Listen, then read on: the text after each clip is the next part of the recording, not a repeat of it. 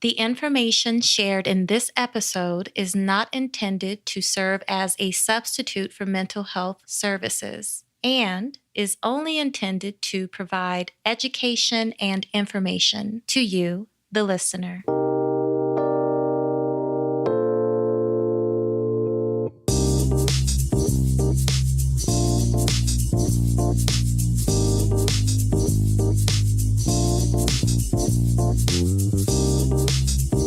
Thank you for joining today's episode of the Honeybee Podcast. In the spirit of following up with my previous recording about mindfulness and the benefits that we gain from practicing paying attention on purpose to the present moment, I thought it would be a good idea for me to share more about the concept of having 3 states of mind. In many teachings, both spiritual and philosophical, there has been made mention of the 3 states of mind that a human being can have at any point in their lifetimes. The 3 states of mind are rational mind, emotion mind, and wise mind. Before moving forward with discussing wise mind, which is the topic of today's episode, I would like to introduce the concept of rational mind and emotional mind. A person is in their rational mind when he or she is approaching knowledge intellectually, is thinking logically, attends only to empirical facts, and ignores emotion, empathy, love, or any other strong feeling in favor of being planful, practical, and cool in their approach to solving problems. Decisions in this situation and with this frame of mind are controlled by logic. A person is in their emotion mind when thinking and behavior are influenced primarily by their current emotional state. In emotion mind, our thoughts are hot in that they are ruled by our feelings and urges. Rational and logical thinking is more challenging. Facts are slanted to be in alignment with their current emotion, and the energy of the behavior is also in alignment with the current emotional state. Wise mind is the synthesis or combination of both emotion mind and rational mind. It actually goes beyond those 2 states. Wise mind helps us think more clearly in the presence of strong emotions. I made mention in the episode about mindfulness how the practice will allow the person who's using that approach to become more familiar with the quality of their thoughts, what their emotions feel like in their body, as well as any action urges or actions that the emotion wants the person to take. Practicing mindfulness will allow the person to have a better understanding of how they're likely to be in any moment in time when experiencing that specific emotion. By having awareness of that experience, as well as what it's like to use our rational mind, will allow the person to become even more familiar with their deep inner knowing that they are using wise mind. It goes without saying that many of us have made wise choices even when we were not practicing mindfulness purposefully. And I invite you to consider practicing mindfulness so that you have a greater ability to operate from your wise mind and make wise choices more often than not. Now that I have that out of the way, I would like to share 7 ideas that will allow you to practice getting into your wise mind.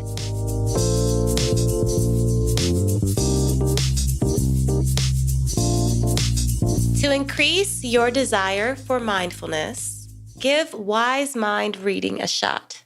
Wise mind reading is where we read quotes that have an effect on making us actually want to practice mindfulness in our everyday lives. Put those quotations at strategic spots in your life, like near the coffee maker, near the garage door, like leaving your house to the garage, or any other place that you have to walk past that will inspire you to practice some sort of mindfulness. I like to put inspirational quotes on my mirror with a dry erase marker. I want to caution you that it's important to erase the writings that you put on your mirror with the dry erase marker pretty often, or else you will find that whatever you wrote on the mirror will come back when you're taking a hot shower. But if you're writing something that is inspirational and encouraging, it might not be so unpleasant. The second idea is to set wise mind reminders. Set an alarm at home, at work, on your cell phone, or on your watch at randomly or set times. Use the alarm as a reminder to be intentionally paying attention on purpose to whatever you're doing in that moment. You can also set up automatic text messages to remind you to practice mindfulness. The third idea to consider is wise mind in the routine of daily life. That's where you choose any activity that you know that you'll do in a day and choose that moment to be mindful. For example, brushing your teeth, focusing on what it feels like to move your toothbrush, what it feels like to have the quality of your breath shift as you brush your teeth. Getting dressed in the morning is another idea. Making your coffee or tea, or working on any task that you will work on at any given point in the day. Making that activity the time that you pay attention on purpose is using wise mind in the routine of daily life.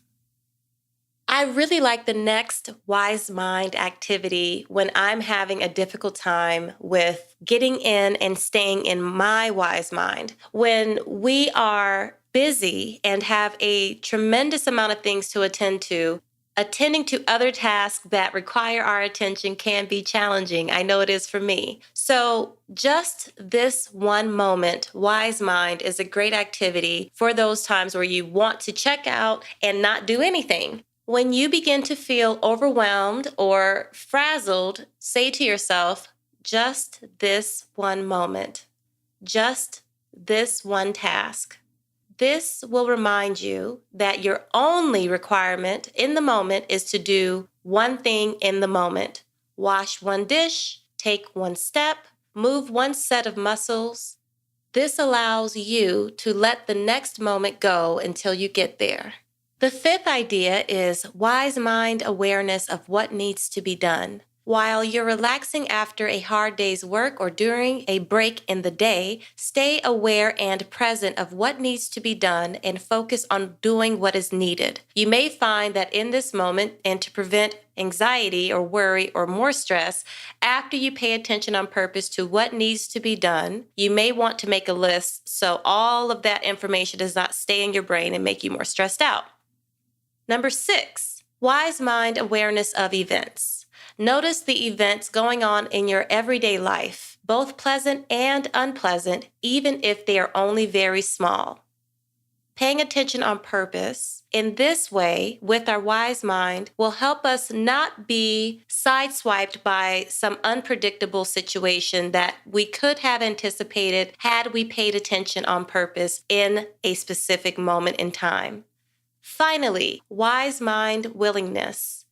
Practicing willingness to do what is needed when you are asked or when you see that something needs to be done is the practice of wise mind willingness. Doing what is needed with a balance of being and doing while focusing your mind and putting yourself in the task will help you be effective and skillful in things that you do.